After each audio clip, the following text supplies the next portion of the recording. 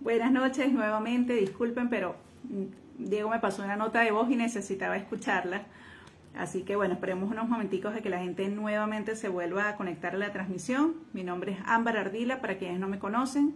La noche de hoy me va a acompañar el ingeniero Diego Moreno, mejor conocido en las redes sociales como lo aspergiano. Y hoy vamos a conversar de un tema bien importante como es el capacitismo. El capacitismo, como les decía hace un momento,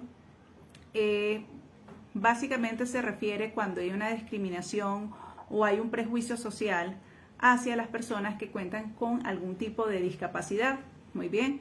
Y por supuesto esto hace que las personas, lógicamente, comiencen a quedar aisladas, comiencen a quedar segregadas, porque como no está en la capacidad de hacer las cosas dentro de lo esperado y de lo normal, pues obviamente no pueden acoplarse a muchos de los procesos. Eso es un escenario que yo creo que nosotros lo vemos mucho en la parte de la escolaridad. Siento que es un espacio donde se ha ganado, porque sobre todo con el asunto de las adaptaciones pedagógicas que se logran hacer, allí creo que estamos rompiendo con esa tendencia. Pero cuando yo llego a una institución y planteo que mi hijo tiene este diagnóstico y me dicen no podemos recibir el niño en la institución, allí comienza el proceso del capacitismo, porque hay una discriminación porque tiene una condición. Muy bien. O cuando se nos plantea de que si el niño no tiene la capacidad de ajustarse a los parámetros de aprendizaje, por darles un ejemplo así rápido que me pasó a mí en una oportunidad, Gabriel todavía no tenía la capacidad de hacer dibujos. Entonces yo le decía a la profesora que bueno, que una forma en la que podíamos trabajar era que como él coloreaba, yo podía traer las imágenes para que él coloreara. ¿Cuál fue la respuesta de la profesora? Es que él tiene que trabajar igual que todos los otros niños, mamá. Él tiene que dibujar como todos dibujan. Sí, pero el tema era que por temas de inmadurez de la motricidad, por su déficit de atención y por muchos elementos más, lógicamente en ese momento él no podía hacerlo. Entonces allí el hecho de que o entras por el tubo o si no, no puedes pertenecer, son estilos de capacitismo. Y también siento que uno en el hogar, sobre todo cuando está en las primeras etapas del diagnóstico, le sucede mucho. ¿Por qué? Nos sucede porque evidentemente uno como ser humano siempre parte desde lo conocido. Uno parte de la forma en la que te criaron, de lo que tú aprendiste, de lo que la lógica te dice. Y nosotros muchas veces pues tratamos de imponer estos patrones en nuestros hijos y la situación es sumamente frustrante porque evidentemente nuestro hijo todavía no tiene un nivel de comprensión que se lo permite. De repente estamos luchando con el tema de la interacción social, la falta de lenguaje, de la expresión oral. Todavía no tenemos las herramientas para desarrollar ese proceso de comunicación, el mensaje no llega. Y bueno, todo esto hace que la situación sea muy, pero muy agotadora. Decía yo hace unos momentos que a nivel personal, algo que yo había aprendido a lo largo de esta travesía es que hubo muchas cosas que tuve que desaprender. Desaprender para aprender en función de las necesidades, de las capacidades, de los intereses y de las cualidades de Matías y Gabriel. Y eso me abrió un abanico de posibilidades grandísimo y a todo nivel. Aprovechar sobre todo ese tema de sus capacidades, de sus intereses para hacer todo de lo que se necesita. ¿Ok? Entonces, de todo lo que necesitan, pero de una forma que realmente pueda existir, porque eso me lo preguntan a mí siempre mucho. No, es que mi hijo no le presta atención a nada, yo no logro que tenga atención en 5 minutos. Sí, pero es que el tema no es que él tiene que centrar la atención, el tema es cómo estoy haciendo yo para realmente captar su atención.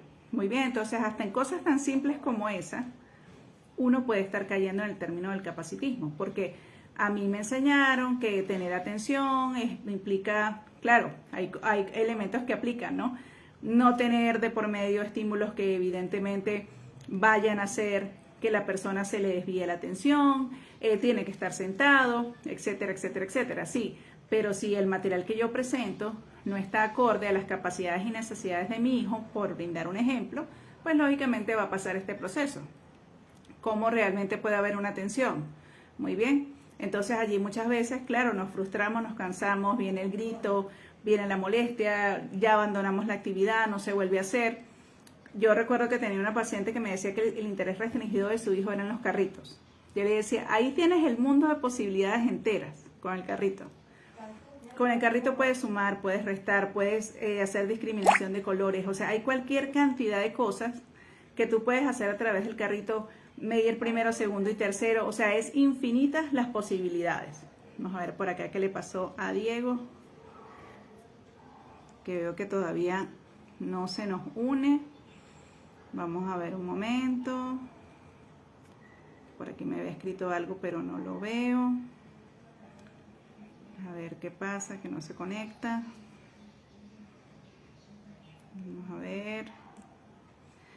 Bueno, vamos a ver si se logra conectar a la transmisión. Entonces, eso que les digo es muy, pero muy importante porque en definitiva, si nosotros comenzamos a partir y a entender ese proceso y nos vamos sensibilizando en casa, muy bien, de entender algo que plantea la programación neurolingüística, que dice que el mapa no es el territorio, y eso se refiere precisamente a eso, que hay muchas maneras de cómo abordar una misma situación. Entonces eso hace la tarea más sencilla para comenzar a caminar, pero también nos abre los ojos para entender que toda situación requiere ajustes y adaptaciones en función de la necesidad que tienen estas personas. Eso creo que también es fundamental y es muy, pero muy importante, y eso nos permite crear un lenguaje en común de todas las personas que nos están brindando, obviamente, que el apoyo con nuestros hijos, llámese terapeutas, llámese docentes, llámese familiares, las mismas personas más cercanas dentro del hogar. Entonces creo que eso realmente sí es lo que nos permite abarcar mucho más, muy bien, y defender los espacios, ¿ok? Y nos hace ganar seguridad y le permite a nuestro hijo también entender que él no tiene por qué ser igual que todo el mundo, que él es diferente, tiene unas capacidades diferentes y que eso sucede con todas las personas, muy bien. Entonces creo que todos esos puntos son importantes. Vamos a ver qué pasó con Diego, que no veo que ingresa. Denme un momento. Logré comunicar, disculpen la pausa, pero vamos a ver si Diego se logra comunicar. Entonces, este tipo de temas, y yo lo conversaba con Diego el otro día, es muy, pero muy importante que los tratemos, porque muchas veces, sí, yo entiendo que hay muchos temas con respecto al tema del autismo, valga la redundancia, pero estos son temas bien importantes porque nos ayudan como que a profundizar y a reflexionar mucho de dónde estamos y qué estamos haciendo, porque, hola Marta, gracias, porque evidentemente, recuerden que todo ser humano también tiene un desarrollo de su personalidad y de sus emociones, y si nuestro hijo va sintiendo que cada vez está más aislado, hay menos espacio, realmente no hay la oportunidad de que personas neurotípicas tengan relación con personas que están dentro del espectro, realmente también cómo pueden realmente generar una sensibilidad al proceso. Muy bien, cómo se puede desarrollar tolerancia, cómo puedes aprender del otro. Y lógicamente, si todo esto no pasa, y yo siento que yo voy quedando como segregado siempre, que el ser diferente es un problema, pues eso también va a traer problemas a nivel de mi autoestima y mi autoconcepto. Vamos. Perfecto, ya tenemos aquí a Diego. Entonces eso es otro punto bien importante. Muy bien. Y por supuesto, ¿qué pasa? Que una persona que pasa toda la vida sin sentirse a gusto con quién es, en cómo el desarrollo de su personalidad va a hacer que en su etapa adulta maneje mucha ansiedad y maneje mucho estrés. Buenas noches, Diego, ¿cómo estás? Bien. Ya te tenemos un poco. aquí, que es lo importante. Lo importante es que ya estamos acá en directo. Claro, así es. Bueno, yo creo que les vuelvo a presentar a Diego, pero Diego no necesita presentación. Diego Moreno, mejor conocido en redes sociales como Alospertiano. Él es una persona diagnosticada con Asperger, es un adulto, una persona que contribuye muchísimo dentro de la comunidad del autismo, a mi parecer, a través de toda su experiencia, de toda su vivencia, y por eso pues con Diego siempre es la persona para mí apropiada cuando quiero tratar este tipo de temas, porque me gusta que tengamos obviamente su testimonio y todo lo que él tiene para pensar con respecto a esto. Entonces, bueno, Diego, te doy la palabra. Me imagino que no tuviste la oportunidad de escuchar de lo que hablé antes, pero bueno, estaba tratando de explicar un poco del término del capacitismo y de lo que ha sido un poco mi experiencia con Mati y Gabriel en función de ese tema. pero te dejo la palabra a ti para que también nos amplíes la información. Bueno, amigo, fíjense que cuando yo escuché el término al principio, pues me parecía raro, porque cuando yo lo escuché, lo primero que me vino a la mente fue la imagen de un capacitor. Un capacitor básicamente es un dispositivo electrónico que almacena energía, pero de forma Ajá, temporal. exacto, Algo parecido como una pila, pero que no es exactamente una pila porque es algo que almacena la energía y la suelta, o sea, no la tiene ahí almacenada. Entonces, bueno, mi mente literal imaginó eso, pero cuando me puse a investigar más del término de qué era, porque yo pensaba que capacitismo era algo bueno, porque hacía referencia a la capacidad, pues, ¿qué pasó? exacto.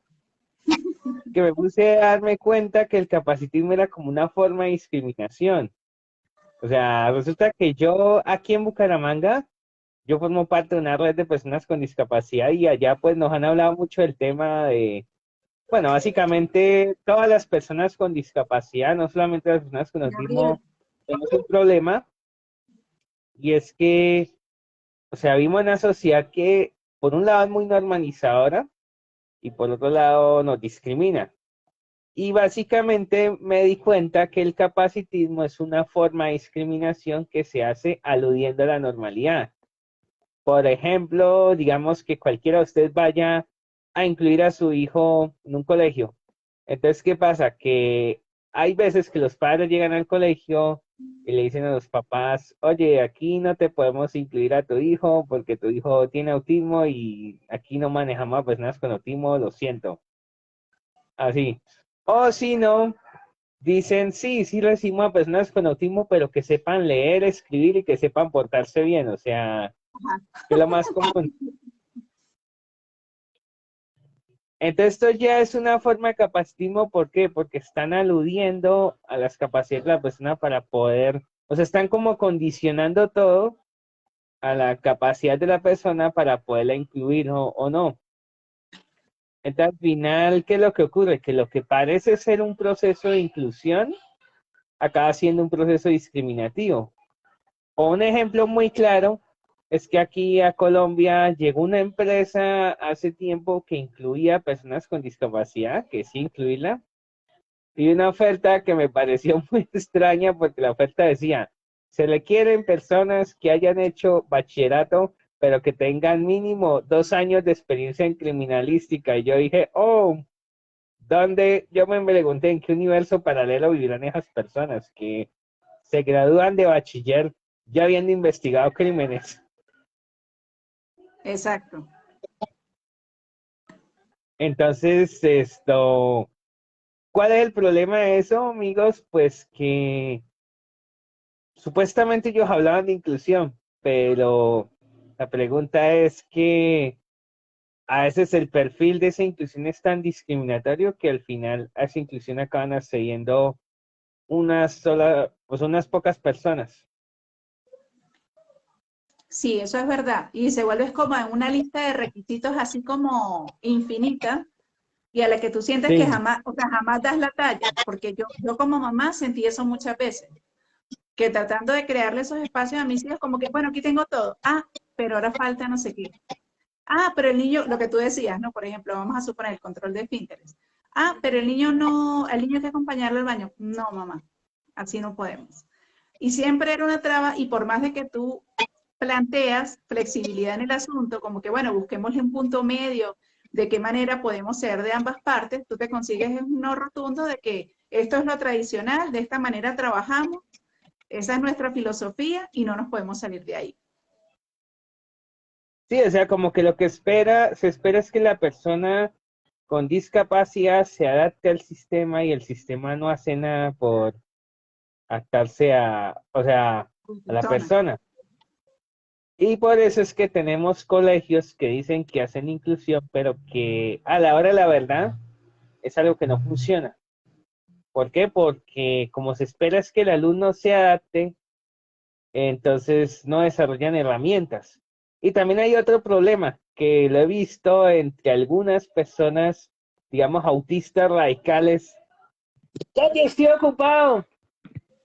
que más o menos les he oído decir en redes sociales cosas como las siguientes.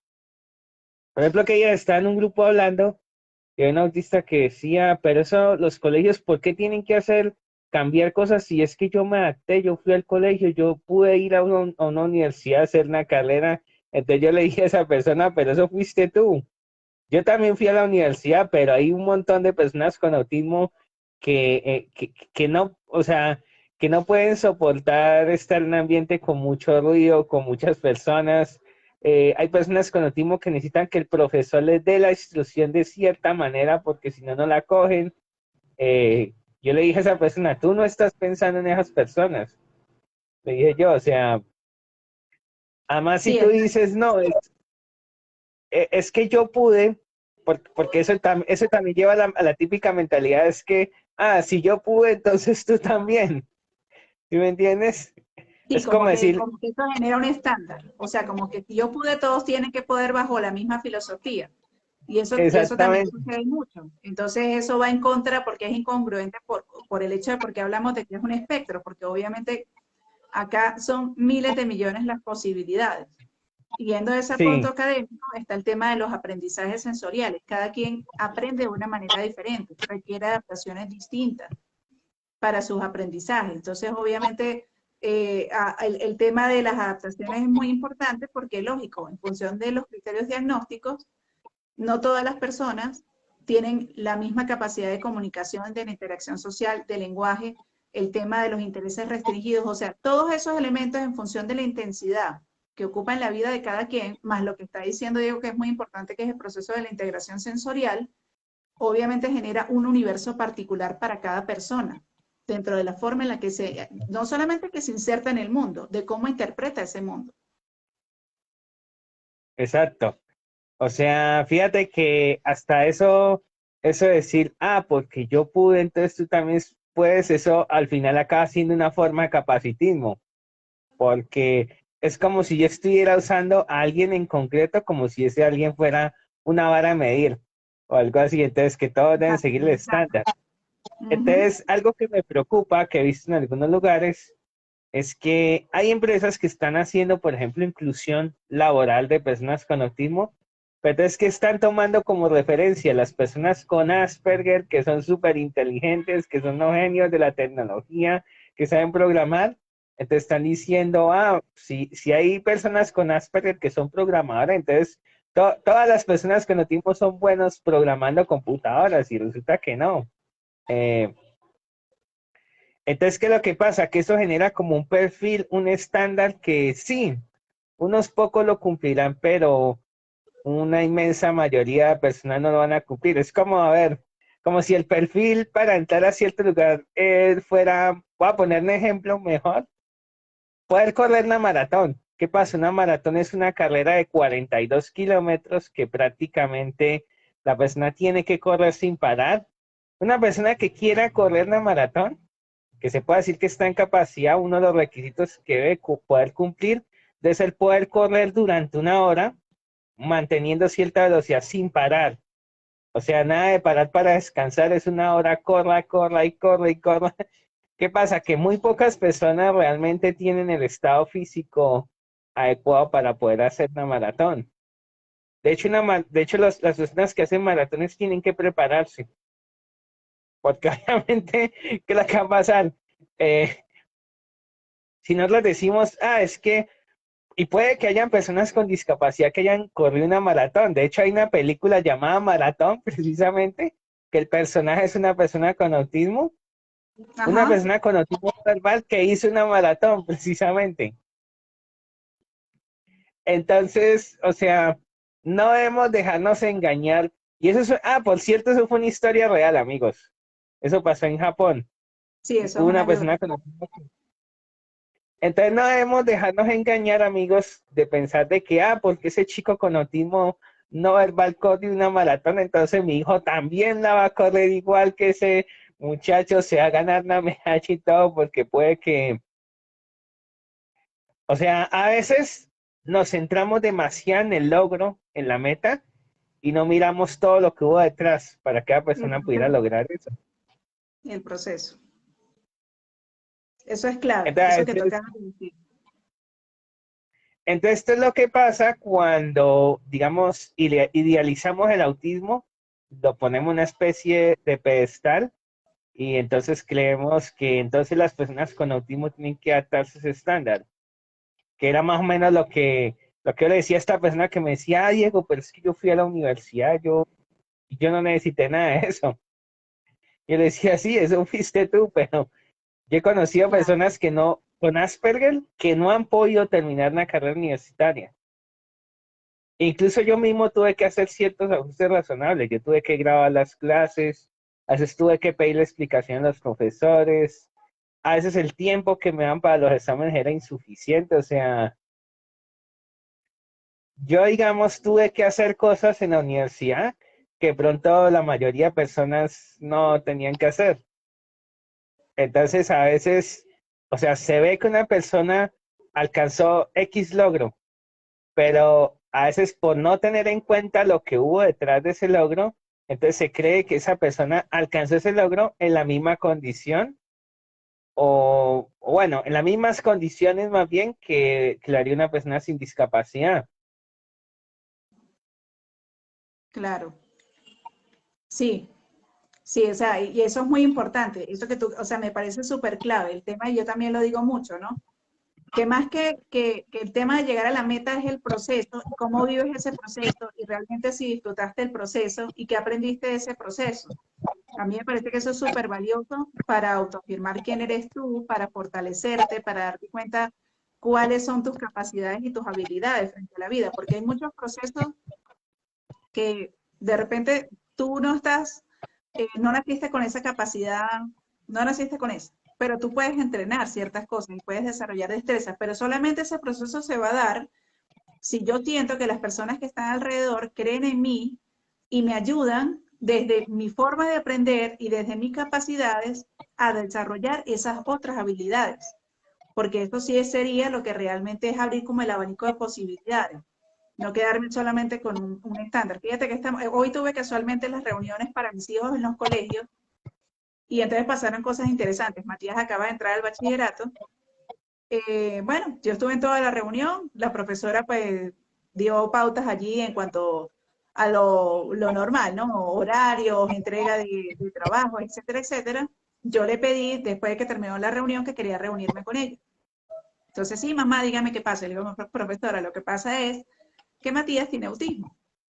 Y obviamente, pues ahora él se enfrenta al reto de que tiene 10 docentes diferentes a quien escucharle clase, entregar trabajos, etcétera, etcétera. Y hay ciertas adaptaciones que yo necesito que en el caso de Matías le brindemos ese apoyo, ¿ok? ¿Cuál es ese apoyo? Que Matías obviamente todavía tiene bastante rigidez y bastante dificultad en la interacción social, lo que hace que él sea muy callado, que le cueste acercarse al profesor cuando tiene una duda, que a veces por temas todavía de sintaxis que tiene a nivel del lenguaje, muchas veces no copia las cosas como debe ser. Entonces, ¿qué necesito yo básicamente con él? Que haya cierta supervisión, que se le revisen los procesos que escribió, que las tareas me lleguen anotadas realmente en función de lo que es, porque si no, después, ¿cómo lo apoyo yo en casa? Entonces, la profesora muy sorprendida me dice, de verdad que si usted no me lo dice, yo no me había dado cuenta, ni ningún profesor se había dado cuenta. Y de verdad que yo le agradezco mucho que usted se acerque acá a brindarnos todo esto. Yo le decía, mire, cosas como, por ejemplo, él es muy educado, pero él no es capaz de mirar a la cara. Entonces, que no quede malinterpretado de que porque él desvía su mirada para contestar cosas, no es que está siendo grosero, es que forma parte de sus dificultades. Entonces, el hecho de que por lo menos tuve buena experiencia hoy, de que encontré en ella una buena actitud, pero pasaron cosas, por ejemplo, en la semana que una materia, él no pudo trabajar porque él no fue capaz de insertar una aguja. Es una materia de diseño. Entonces, mi amor, ¿pero Sí. qué pasó? No, mamá, es que yo no fui capaz. Ajá, mi vida. Y la profesora, no, es que yo no le dije nada, ¿ya? Pero tampoco la profesora nunca se le acercó. Entonces, fíjense que hay cosas tan pequeñas como esas, porque Matías tiene un nivel intelectual y unas capacidades que le permiten a él cursar dentro de una escuela regular, pero si no hay esos acercamientos por parte de los profesores, donde hay ese proceso de orientación, de supervisión, de que esto tiene mucho que ver con las funciones ejecutivas, del desarrollo de los procesos, Matías se va a terminar frustrando, ¿ya? Y se va a empezar a sentir muy probablemente excluido y que no tiene la capacidad de hacer las cosas. Y por ejemplo, con respecto a eso, Diego, sí me gustaría que me conversaras un poquito de tu experiencia, porque bueno, lo que pasa es que Diego recibió su diagnóstico ya siendo una persona adulta, ¿ok? Pero yo obviamente me imagino que antes igual de recibir ese diagnóstico y cuando ya lo tenía, sí también existía este tema como esa frustración de sentirte y verte como que diferente en los procesos, ¿no? O sea, eso cómo te afectaba a nivel personal. Pues eso me llevó a tener la autoestima baja en algunas ocasiones porque yo sentía que yo era menos que los otros estudiantes. Por lo menos una época en la que yo me sentía menos que los otros estudiantes fue cuando yo estaba en décimo. Resulta que antes de entrar a décimo grado, hubo maestros que creían que yo era un niño superdotado y que creían que yo debía estar con niños superdotados, incluso me quería mandar a un instituto llamado el Instituto Alberto Merani, que es un colegio de Bogotá especializado en niños con altas capacidades. Pero cuando yo me puse a mirar las capacidades de estos niños, sus altas capacidades, yo no me sentí identificado con ellos porque yo veía que eran niños que eran muy buenos en matemáticas, que en casi todas las áreas iban muy por delante y a mí me pasaba era lo siguiente, que había cosas en las que yo era bueno, pero en otras iba claramente por detrás. Y entonces, ¿qué pasó? Que cuando empezó, resulta que en esta rama de académico ciencias en el INEN, a uno lo hacían con los mejores estudiantes de cada salón de años anteriores, o sea, los cogían y lo metían todo en un grupo. ¿Y qué pasa? Pues que teníamos que ser que los mejores en física, en química, en matemáticas y todo. ¿Y qué pasaba? Que habían estudiantes que eran muy buenos y yo no era capaz de ir a la par de ellos. O sea, a veces pasaba que la profesora ponía a hacer los ejercicios de física y eran compañeros que en 20 minutos han hecho 5 de esos ejercicios y yo solamente había hecho uno y yo no sabía si había quedado bien. A veces los profesores hacían competencias del tipo, el que salga al tablero y haga este ejercicio más rápido. Y ¿sabe qué era lo que pasaba también con un maestro? Que la calificación final que uno tenía que ser sobre el 60% de lo que tuviera el mejor estudiante. O sea, el mejor estudiante, digamos, hacía ejercicios y le dan puntos. Y él tenía tanta puntuación. Entonces uno para pasar tenía que sacar como el 60% de lo que él había sacado. Y yo evidentemente no era capaz ni de eso tampoco. O sea, porque yo era muy lento haciendo los ejercicios, no los comprendía. Entonces, ¿qué es lo que ocurre? Que a veces se suele pensar que porque una persona tiene Asperger o porque le gusta la ciencia, entonces se puede crear engañosamente que se trata de una persona superdotada con altas capacidades y el problema es que se pueden hacer falsas expectativas con uno. Eh, bueno, resulta que según los test de inteligencia yo estoy en el rango medio superior. O sea, digamos, a mí me salió un coeficiente intelectual de 120. Eso me sitúa no como una persona superdotada, sino antes, dentro del Pero rango por normal arriba de la superior. media, exacto, pero sí estás por arriba de la media. Sí, relativamente, Ujú. pues, pues Claro. yo creo que eso es más que nada porque a mí desde pequeño, pues me ha gustado la ciencia. Digamos, una de las cosas que llamaba mucho la atención a los profesores es que cuando yo tenía 12 años, a mí me compraron un telescopio. Yo lo que hice fue apuntar al cielo, ver la luna de Júpiter, o sea, y yo leía muchos libros de esas cosas, de cómo ubicar astros en el cielo y todo. Entonces, qué era lo que pasaba? Que por eso habían personas que pensaban que yo era muy inteligente, pero ¿qué es lo que ocurre? Que en realidad nosotros podemos obsesionarnos por coleccionar información.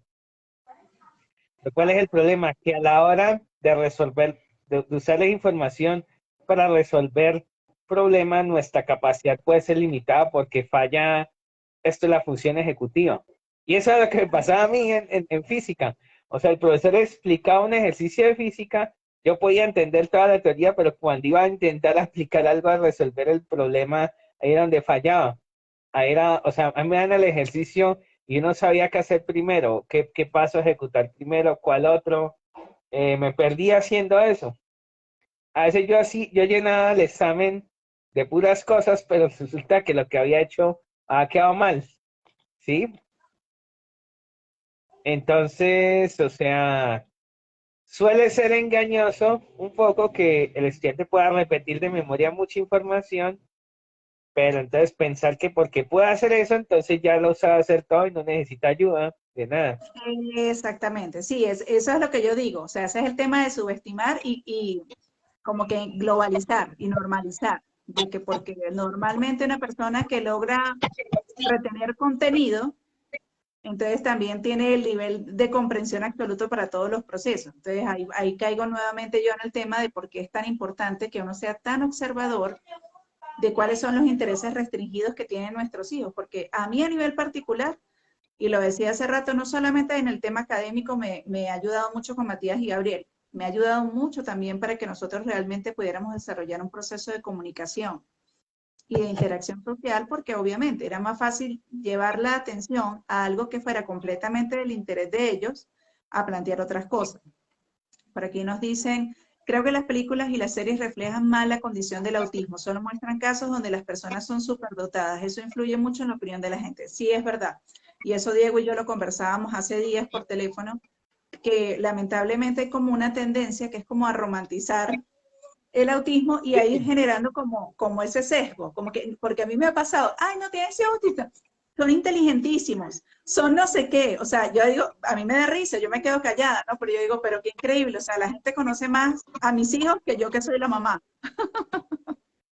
pero es Fíjate que por una eso. vez tuve una experiencia en un grupo de Asperger, que yo en la página, hace como un año sacaron una película que se llama Music, decía, era la historia de una persona autista no verbal, pero una persona que, bueno, le tienen que ayudar a un montón de cosas, le tienen que ayudar a bañarse, incluso casi que le tienen que dar de comer y todo.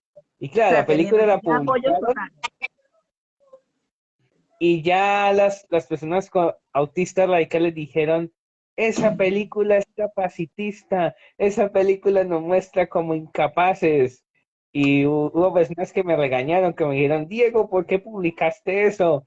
Eso nos hace ver como incapaces y todo. Y yo les dije a esas personas, pues miren, amigos, yo he conocido personas que son tal cual como lo muestra la película. Y O me sea, encanta que toques ese tema. Dime, Diego, perdón. ¿Ya has yo he conocido conocido personas?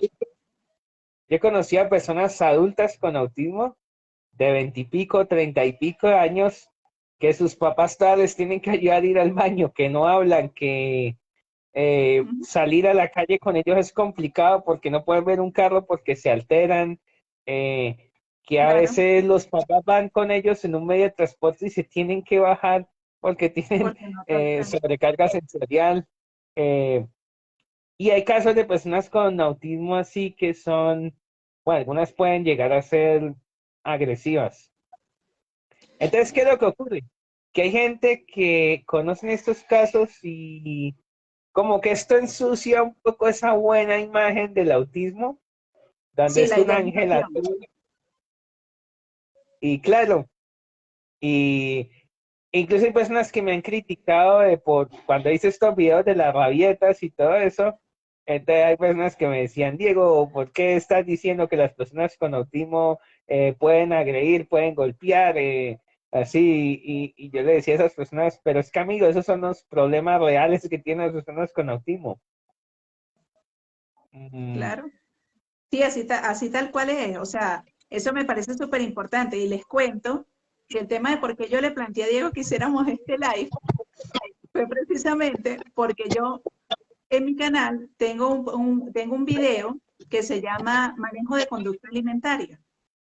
Son una serie de estrategias que yo utilicé con Matías y Gabriel en su momento para ayudarlos precisamente a desarrollar todo ese proceso que va desde aprender a estar sentado, todo lo que implica, pues obviamente, el manejo de las texturas, o sea, todo lo que tiene que ver con el proceso de integración sensorial y bueno, todas las estrategias que implica ese proceso. Entonces alguien me sale a decir que qué video tan horrible, tan terrible, tan capacitista, Y como yo le decía a Diego, yo realmente cuando eso me pasa trato de revisarme con mucha objetividad, no tomarme las cosas a título personal, porque entiendo que en la vida no hay verdades absolutas, que cada quien ve las cosas de una manera diferente y puede estar viendo cosas que yo no veo, ¿no? Pero realmente después conversando con Diego, pues se me baja el estrés porque yo digo eso, o sea, lógico, para nuestros hijos muchas cosas que para nosotros son completamente normales, sencillas e innatas, para nuestros hijos requieren entrenamientos. Y esos son entrenamientos que yo a nivel personal considero que son claves para el manejo de la autonomía, la autosuficiencia y la calidad de vida de mis hijos. ¿Ok? Es un tema de que mientras ellos más seguros y mejores se sientan consigo mismos, yo siento que tienen más herramientas frente a la vida.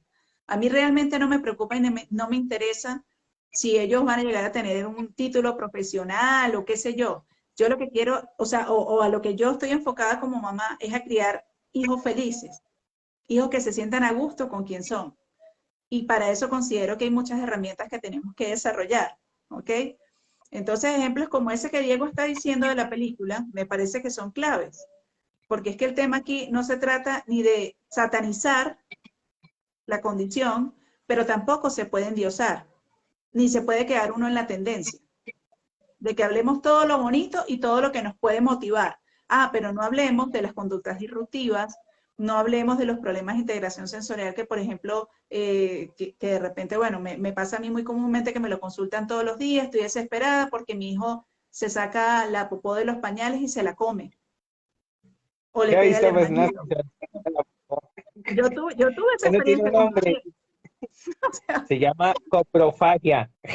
propagia, exactamente, así se conoce. Dice, hoy en día es necesario que los capaciten para que puedan entender y comprender a personas con autismo, porque cuando no conocen de estas patologías tienden a etiquetar a los niños. Sí, claro, todavía existe mucha ignorancia. Ya alguien me preguntaba, doctora, ¿usted cómo le dice a la gente que sus hijos tienen autismo? Porque es que yo no sé, yo me trabo, yo me enredo.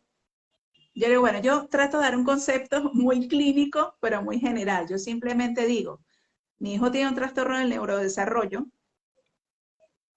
que le produce intereses restringidos, hace que tenga déficit en la regulación emocional y le produce también unos retos a nivel del lenguaje y la comunicación. Eso es todo lo que yo digo.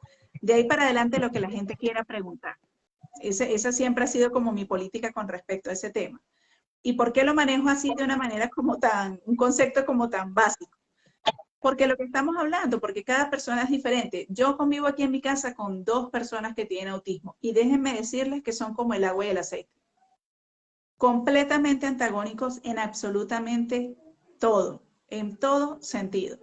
¿Ya? Entonces ahí me doy cuenta de lo que estamos hablando, de que uno no puede generar estándares absolutos, que yo no puedo partir ni de lo conocido ni de lo que la experiencia me ha dado, sino siempre partir de la individualidad de él, de Gabriel o de Matías en función de lo que estamos viviendo y de lo que está pasando, ¿ya?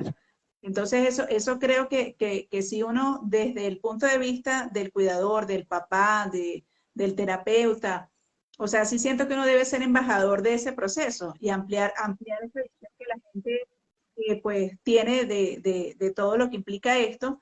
Y el tema de que si vamos a apoyar en realmente ayudar a nuestros hijos a generar estrategias de vida, como yo les decía hace rato, no puede ser desde la imposición y desde lo que a mí me funcionó, o por ejemplo en mi caso, lo que a mí me sirvió con Matías me tiene que servir con Gabriel. No, porque resulta que los retos que para Gabriel implica la condición son muy diferentes, tomando en cuenta que además él tiene una comorbilidad, es decir, él tiene un segundo diagnóstico que es el trastorno por déficit de atención con hiperactividad.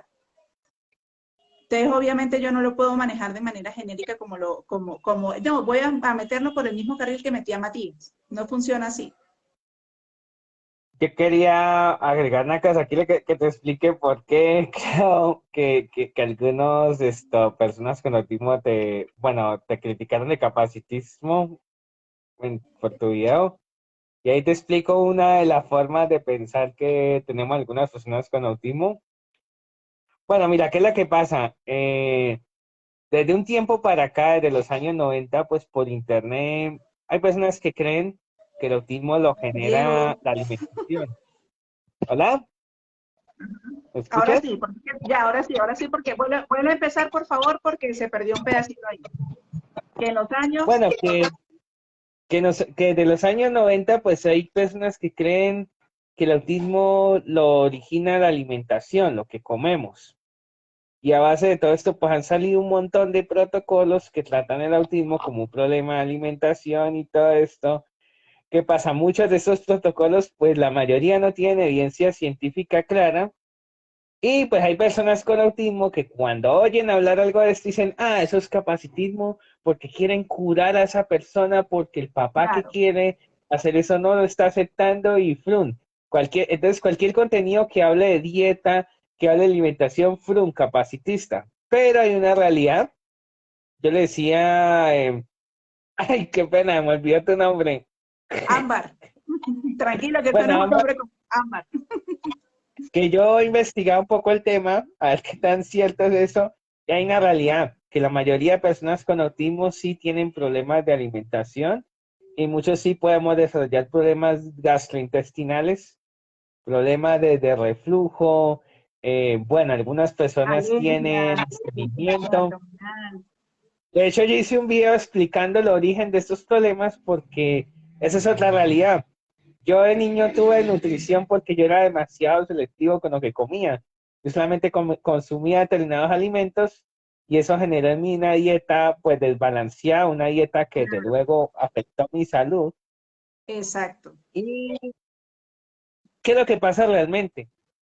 Que el autismo como condición, como una alteración, bueno, como una condición que genera alteración sensorial, sí puede generar ese tipo de problemas, porque a mí lo que me pasaba en concreto era que yo no soportaba la textura, el olor de ciertos alimentos. No podía Ujú, simplemente comerlos porque me dan ganas de vomitar, no exacto. los toleraba. Y así pasaba con un montón de alimentos.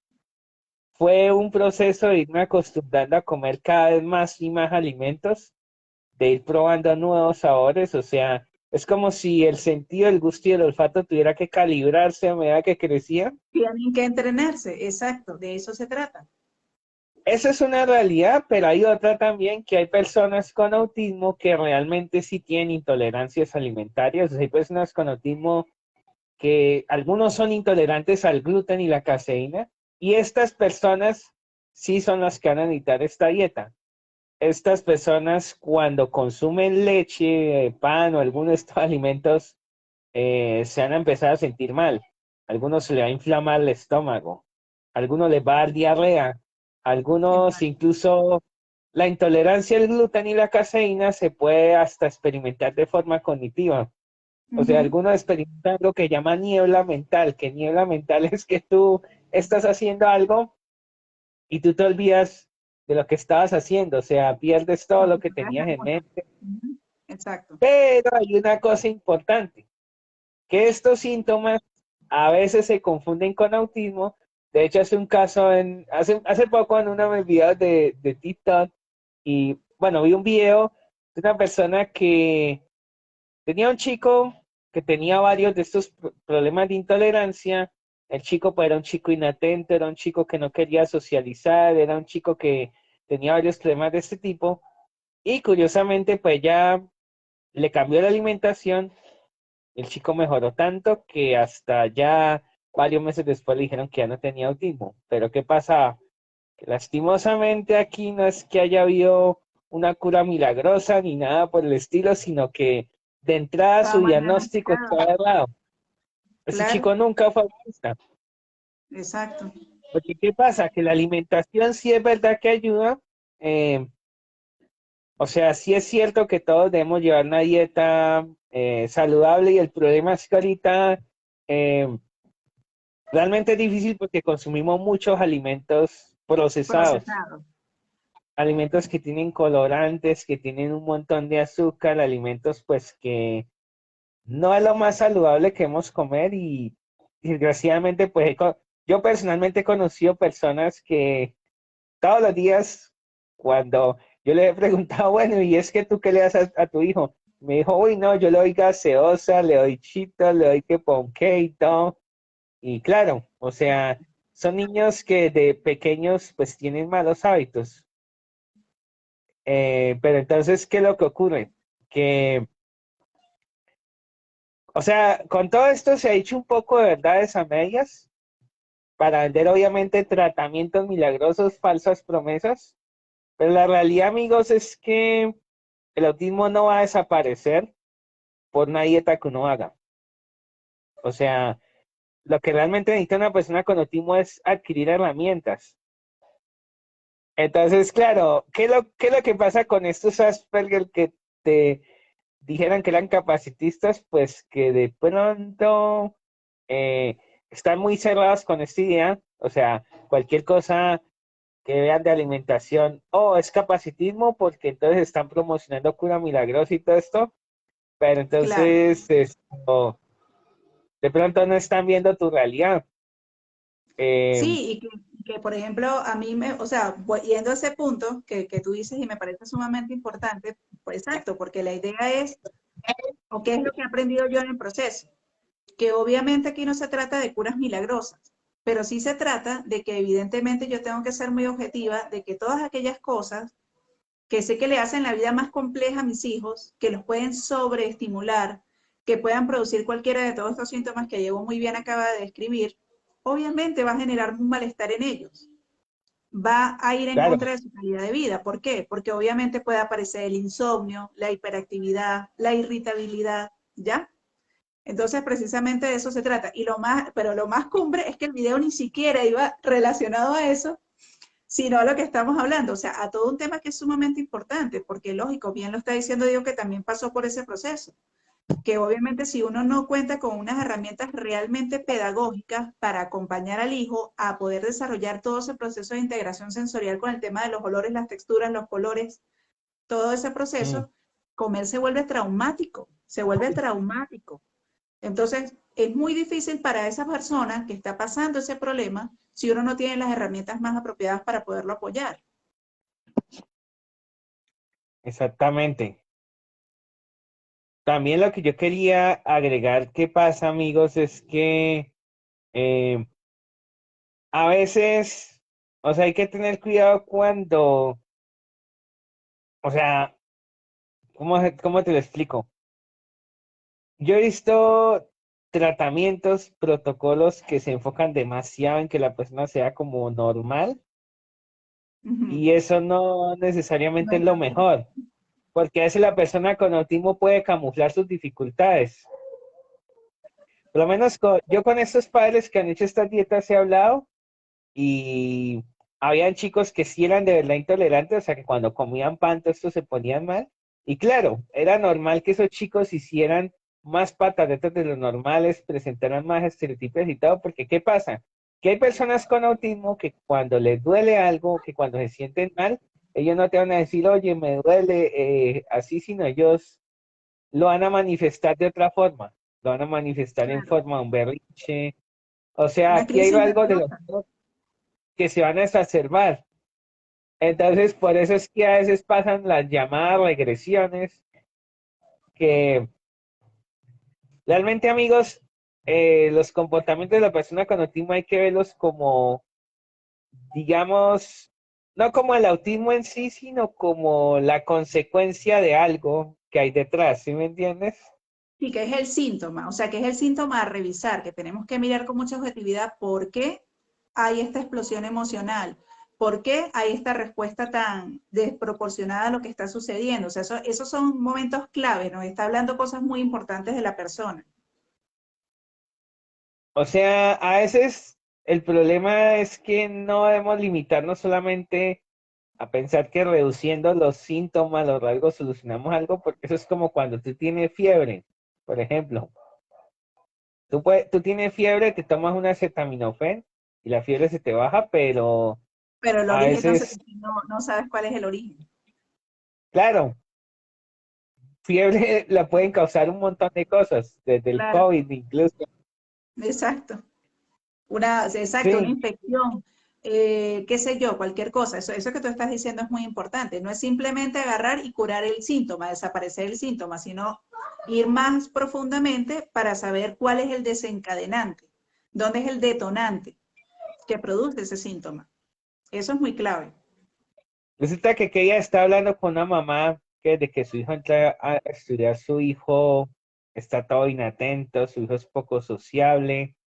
cuando yo me puse a profundizar más, me di cuenta pues que su hijo, los profesores lo ignoran, los profesores así lo tratan mal y las relaciones con sus compañeros de clase tampoco es que sean muy buenas. El chico intenta socializar, hace lo que puede, pero los intentos de socializar que hacía este chico, lo único que conducían era a ser objeto de burlas.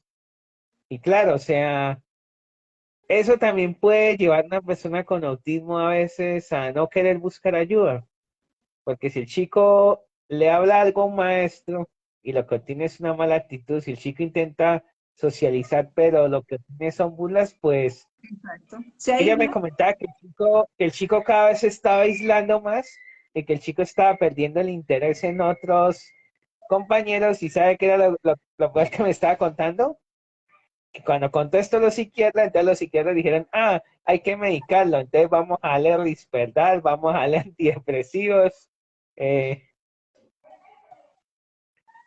cuando en Sí, realidad ese chico lo que necesitaba, según lo que yo pude percibir, era un entrenamiento en habilidades sociales, que hubiera en la socialización alguien que lo acompañara ahí, que pues que le explicara reglas sobre cómo socializar, porque también este claro. chico me comentaba la mamá que ese chico se metía en problemas porque a veces él, cuando jugaba con otros niños, él quería imponer a otros sus reglas.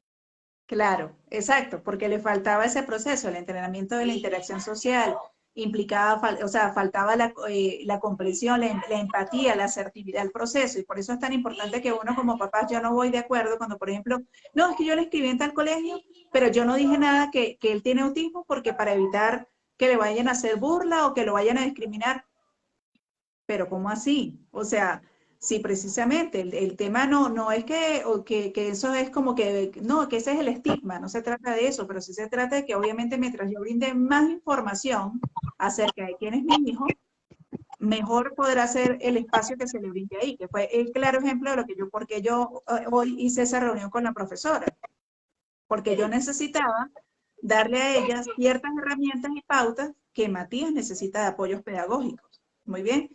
Que es como el caso, bueno, en el caso de Gabriel, que es muy diferente, que si se hacen ajustes pedagógicos en cuanto al contenido, en cuanto al aula, en cuanto a una serie de cosas, para que él realmente pueda estar allí aprendiendo y sintiéndose dentro de esa comunidad, de ese espacio y de ese compartir. Pero eso que tú dices también es muy, pero muy importante. O sea, el hecho es que nosotros tenemos que tener presente esas realidades con todo lo que implica. Por acá dice, cuando mi niño se enferma, tengo que adivinar lo que tiene porque no le expresa. Bueno, ahí, lógico, una de las cosas más importantes que yo siempre digo que uno tiene que empezar a desarrollar con los hijos es el tema de la comunicación. Y la comunicación no solamente es la expresión oral, ¿ok? Y en esos casos, por eso es tan importante que uno siempre tenga el apoyo visual, el uso de los pictogramas. Muy bien, que uno siempre puede apoyarse en algo visual para que nuestro hijo nos pueda señalar dónde le duele, qué es lo que le molesta, lo que estamos hablando de los detonantes. O sea, ese síntoma que aparece hay que empezar a revisar qué es lo que estamos haciendo en función de toda su conducta, su rutina, sus cronogramas, lo que come, a lo que se expone. O sea, porque cualquier cosa que nosotros ni siquiera nos imaginemos por aquí, puede ser el detonante de esa situación.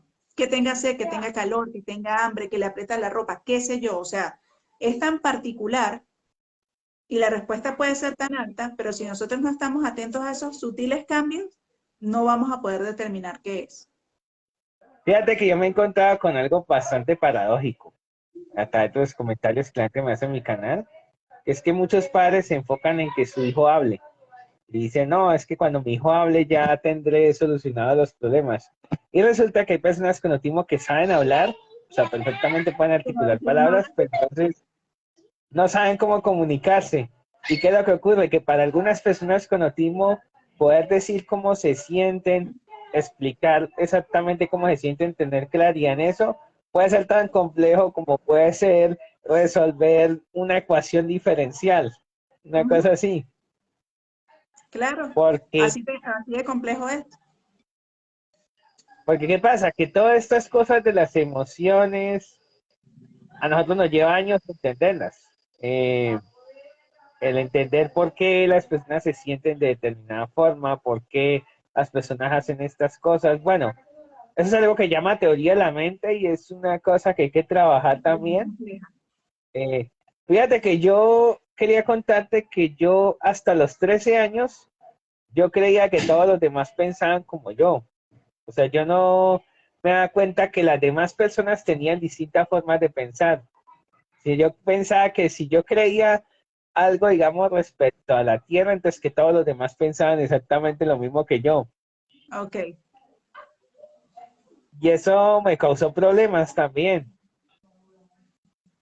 claro, O claro, sea, porque este es el tema de las verdades absolutas. Y si lo que se sale de ese parámetro, entonces no, tú no lo aceptas. fíjate que a mí el hacer el canal de YouTube me enseñó una cosa importante sobre la comunicación, que es que yo cuando empecé el canal, yo lo empecé con diciendo, bueno, yo creo que puedo hablar de tales y tales temas, pero entonces haciéndolo me di cuenta más o menos qué eran las cosas que le interesaban a la gente y que a veces esas cosas que la gente, como que la gente quería que yo hablara, no era necesariamente lo que a mí me interesaba. Pero en parte esto, la comunicación está en eso, en uno ponerse en el lugar de otra persona. Ujú. A veces la comunicación es algo de dos vías, o sea, a veces el problema que nosotros tenemos es que nosotros nos empecinamos en hablar, hablar, hablar y no tenemos en cuenta lo que, si a la otra persona le interesa eso, si la otra persona de verdad nos está escuchando. Es difícil eso, pero eh, haciendo, digamos, lo que hago en YouTube, pues he aprendido como a escuchar más a las personas. Yo antes, digamos, cuando un padre me decía, uy, Diego, es que yo le estoy aplicando a mi hijo tal protocolo y todo, yo tenía como esa inclinación de decirle que por qué quería curar a su hijo, así como hacen los autistas radicales, pero luego Claro, aprendí como a escuchar la historia de ese papá. exacto. Sí, no, no sacar conclusiones aceleradas, sino, o sea, realmente entender el por qué ese papá está haciendo eso en un momento determinado. Claro, eso forma parte de de la empatía.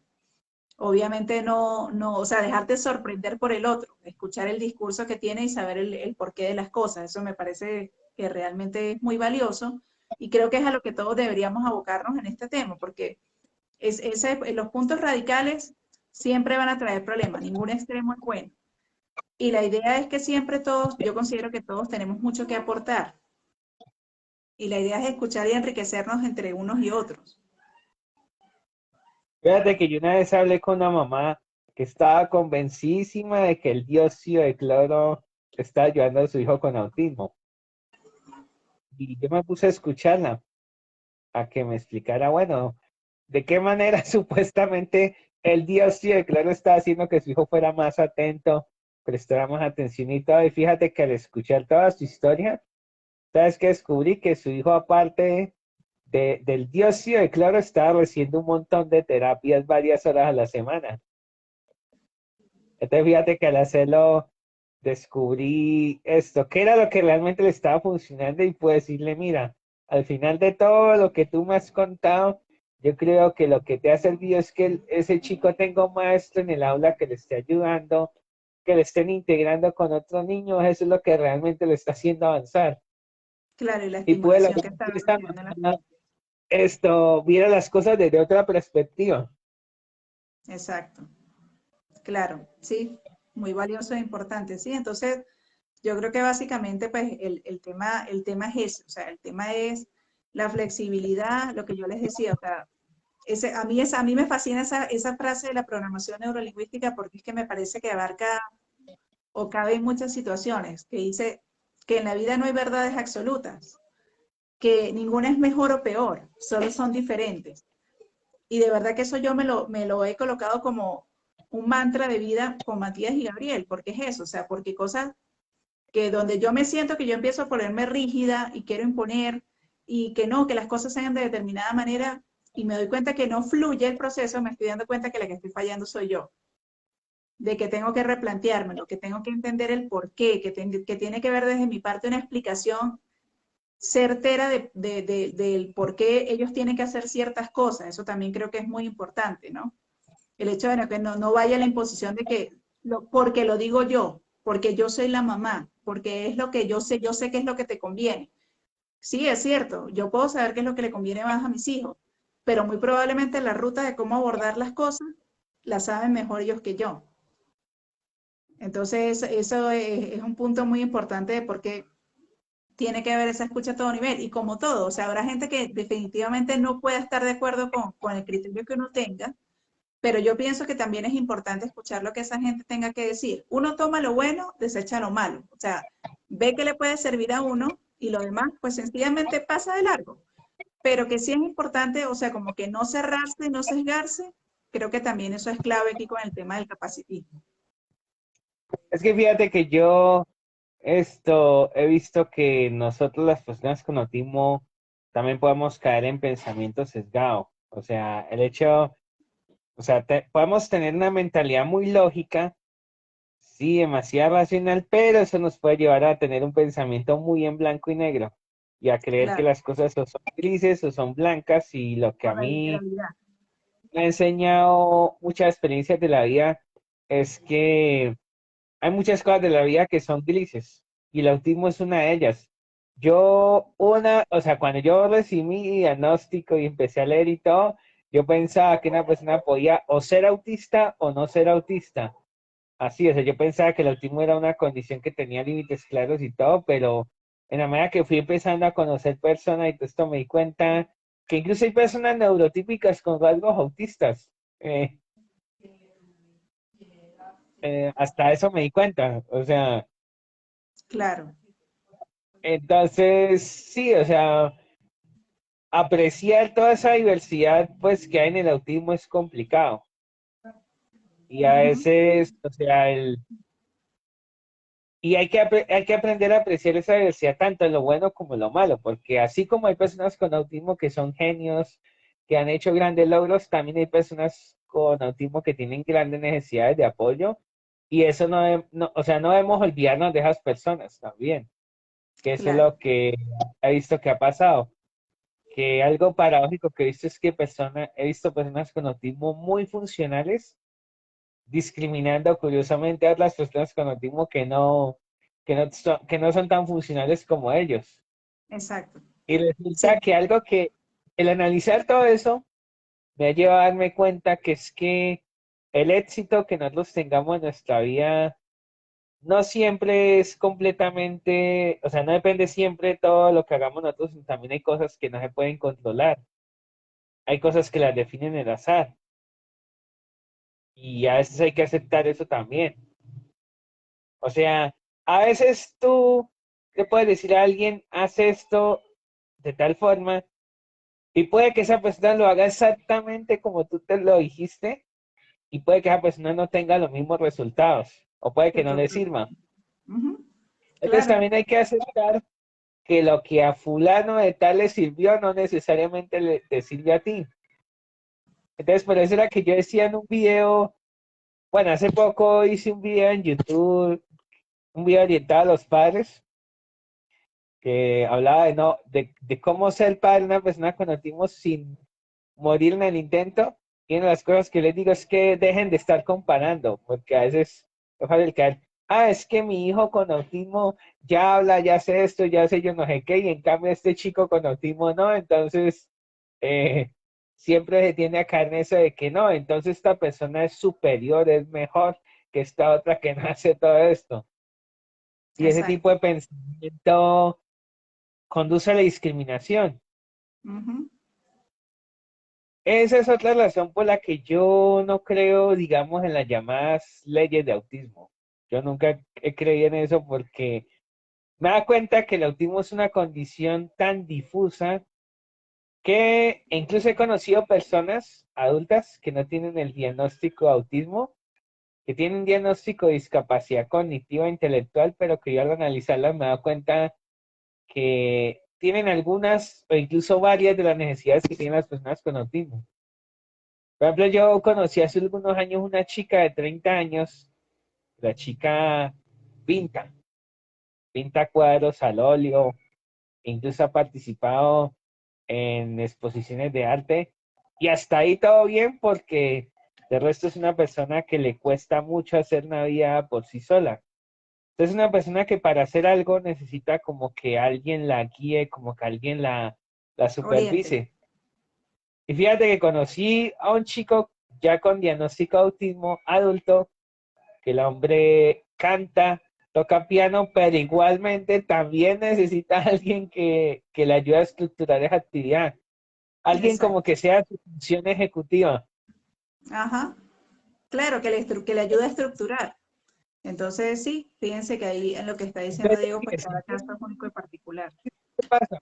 Aquí estamos ayudando a la persona con autismo, pero a esta otra persona que no tiene el diagnóstico de autismo, pero que tiene la misma necesidad, a esta otra persona la estamos discriminando, inevitablemente. Ujú. Así es. Bueno, Diego, se nos terminó Entonces, el tiempo, pero sí quiero que nos des pues algo para cerrar. algo como que, Bueno, la conclusión de la noche de hoy, porque realmente el tema es muy, pero muy importante, abarca muchas, muchas cosas, y pues a mí siempre pues me gusta que tú nos dejes una reflexión sobre todo a los papás con respecto al tema. pues amiga, yo lo que les digo es que, por un lado, no idealicen el autismo, porque no somos extraterrestres, pero por otro lado, o sea, vean el diagnóstico, vean todo esto como una herramienta, pues, por un lado, para que puedan conocerse ustedes mismos, y hablo de conocerse ustedes mismos, ¿en qué sentido? De conocer qué es lo mejor que pueden dar ustedes a sus hijos, y por otro lado, como una herramienta que les ayude a conocer mejor a sus hijos también. Porque a veces, ¿qué es lo que pasa? Que por centrarnos demasiado en una etiqueta, por centrarnos demasiado en normalizar, en ver el autismo como algo malo, ¿qué pasa? Pues que perdemos de vista las cosas importantes. Para ponerles un ejemplo, es como lo que pasa con los youtubers cuando se centran mucho que en la cantidad de suscriptores, las visitas y todo. Fíjate que a mí me pasó una cosa interesante, ya para terminar, y yo hice el video del Nevado del Cocuy, y ese video le fue mal en el canal, casi, o sea, estuvo entre los videos que más bajas visitas tuvo, pero fíjate que pasó una cosa interesante, que una persona con autismo que estaba muy deprimida lo vio, me contó que mi video le dio ánimo de lograr cosas. Entonces yo digo que hay cosas que, hay cuando pasan ese tipo de cosas, ahí es donde me doy cuenta que la cantidad de seguidores que uno tenga, las visitas que tenga un video, al final acaba siendo algo superficial, Sí, algo. Porque fíjate que en un canal de estos que dan ayuda de cómo crecer en YouTube, llegó un día un chico que me preguntó, Diego, ¿cómo hago para que mis videos los vea más gente? Y yo me puse a mirar su canal y tenía puros videos donde se burlaba de los profesores en pandemia, puros videos de bromas a los maestros y todo. Y yo le dije al chico, pero oye, ¿tú de qué te quejas si tu canal crece mucho más rápido que el mío? Y claro, el hombre está haciendo un contenido, pues, que en mi opinión era muy superficial, demasiado superfluo. ¿Y qué pasa? Que si yo dijera entonces que el mejor, que un youtuber entre más suscriptores tenga, que más visitas tenga, es mejor. Entonces, ¿qué pasa? Pues que ese chico que hacía videos burlándose de los maestros, entonces en teoría, o sea, siguiendo esos parámetros, tendría que era ser más exitoso. incluso, sí, o sea, tendría que ser más exitoso que tú y yo. Claro, exacto, o sea, sí, hay cae en la categoría de que todo es relativo. Entonces, amigos, no hay que obsesionarnos con la etiqueta, ¿por qué? Porque a veces podemos usar cosas muy superfluas como varas de medir.